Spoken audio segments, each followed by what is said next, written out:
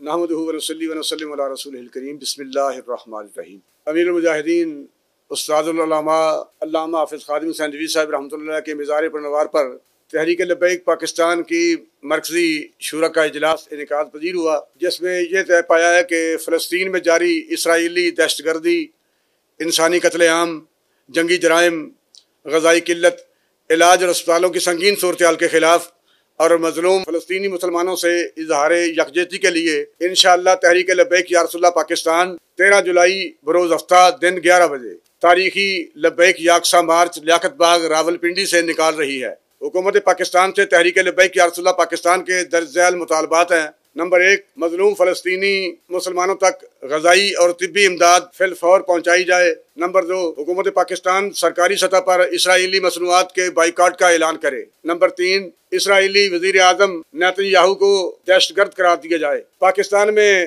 مظلوم فلسطینی عوام کا درد رکھنے والے تمام احباب سے بھرپور شرکت کی اپیل ہے۔